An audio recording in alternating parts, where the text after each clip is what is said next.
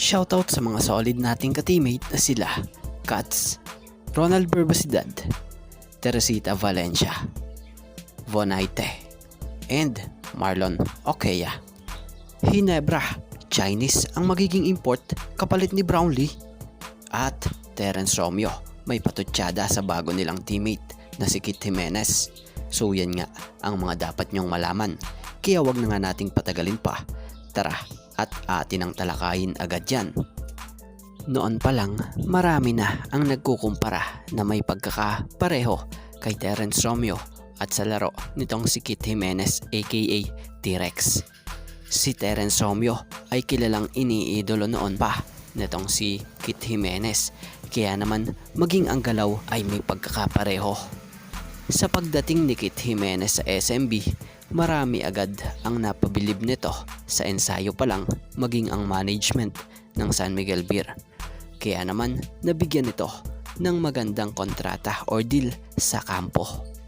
Bagamat may tinapos pa itong kontrata or tinatapos pa itong kontrata sa MPBL, nakabang pa rin naman dyan ang San Miguel Beermen kapag natapos na ito. Si Kit, isa sa mga inaabangan ang debut game sa kampo ng SMB dahil sa dami ring fans na bit nito. At alam nyo ba, may sinabi at nabanggit ang idolo ni Kit Jimenez na si Terence Romeo about sa kanya. Ayon nga dito kay Terence Romeo, mas magaling pa yata sa akin si Kit. Siguro matanda na ako. Kumbaga dati siguro noong kabataan ko parang yung mga ginagawa ni Kit ngayon parang hindi ko gaanong nagagawa. Dagdag pa ni Terence, sobrang sipag, sobrang grabe makinig. Tapos nakita namin yung work ethic niya. Grabe siya sa practice. Ang galing ng pinapakita niya sa practice. So excited ako maka-teammate siya. So yun nga ang naging pahayag ni Terence Romeo kay T-Rex Kit Jimenez. At about naman dito sa kampo ng Hinebra.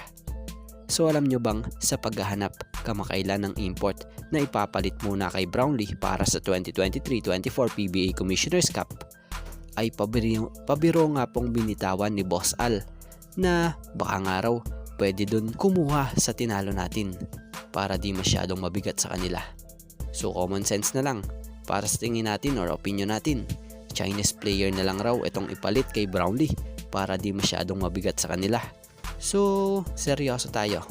So as of now, wala pang ang balita kung sino ang import na gagamitin ng Hinebra. So ayaw pa nga nilang pangalanan. Pero panalangin ng karamihan, especially ng mga fans, sana nga raw si Justin Brownlee na lang ang gamitin ng Barangay Hinebra hanggat wala pang hatol na ibinababa rito. So sa ngayon eto nga lang po muna mga ka-teammate ang ating sports pasada, and thank you for watching guys, and God bless everyone.